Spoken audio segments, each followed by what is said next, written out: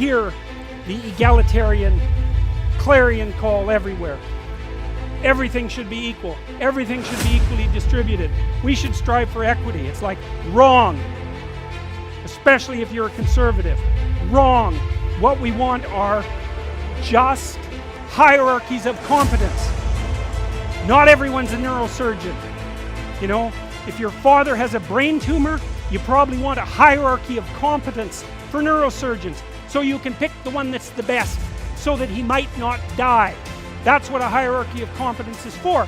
For the postmodernists, there's no hierarchy that isn't based on power. Well, because they think the world runs on power. And that's why they're willing to use power to get what they want, because it's the only thing they believe in. But a valid hierarchy of competence is, God, we need those things, man. We need the best plumbers. We need the best contractors. We need the best carpenters. We need the best lecturers. There has to be a hierarchy of quality. And not only so that we know who the best are and can reward them properly, but so that we can reward them so they keep being the best. It's like, you know, if you have a great educator, if you have a great leader, if you have a great thinker, you want to reward them so they keep thinking and they keep educating so they can tell you something. It's not a reward for their intrinsic being. It's a calculated move on your part to suck everything out of them that's valuable as fast as you can. That's what a hierarchy of competence is for. And the idea that hierarchies of competence don't exist it's so cynical. It's such a pathologically cynical idea. And it's actually quite patently untrue, because here's an interesting tidbit from the psychological literature. Let's say you want to determine what the best predictors are for lifetime success in a Western society. Well, what would you hope for? How about intelligence? There'd be a good one.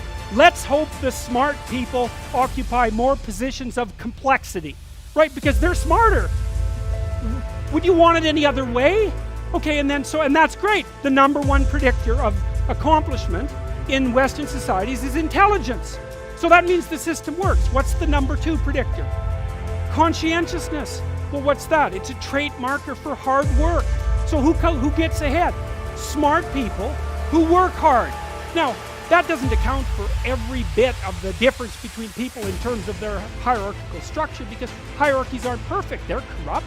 People get to the top sometimes because they're psychopathic, although, believe me, a hell of a lot less than you think.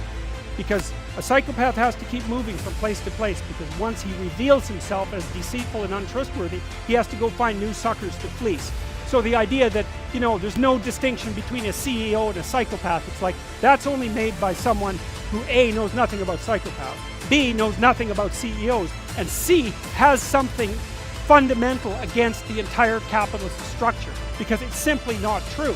Corrupt, sometimes.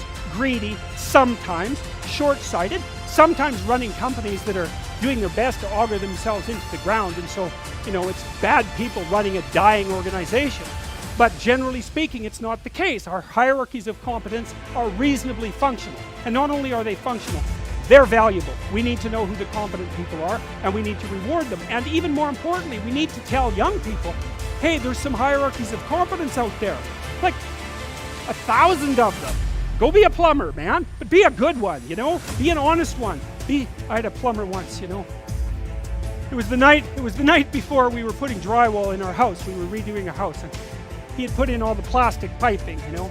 And I was going to test the joints. They're supposed to be glued together with this pipe glue, right? And I told him I had to test the joints. And he said, well, you don't have to test my joints. They never leak. And I thought, yeah, that's okay. How about if I test them? So I went up on the 3rd floor and filled the pipes with water, capping them in the basement like you're supposed to. Like half an hour later, I had 2 inches of water in the basement. There were 30 leaking joints. And that was the night before the drywallers were supposed to show up.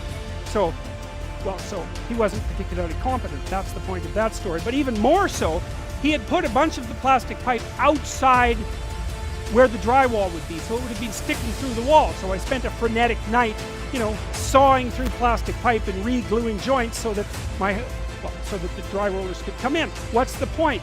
If you're going to be a plumber, man, be a good plumber, because otherwise all you do is go out there and cause trouble.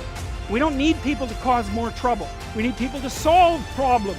You know, and so you can be a tradesman, and you can make a lot of money as a tradesperson. It's a bloody, reliable, honorable, forthright, productive way of making a living. And there is a hell of a lot of difference between a working man who knows what he's doing and one who doesn't, both in terms of skill and ethics, right? And you work with someone who knows what they're doing, it's a bloody pleasure. They tell you what they're going to do, they tell you how much it will cost, they go and do it, it works, and you pay them. Perfect. Everyone's happy.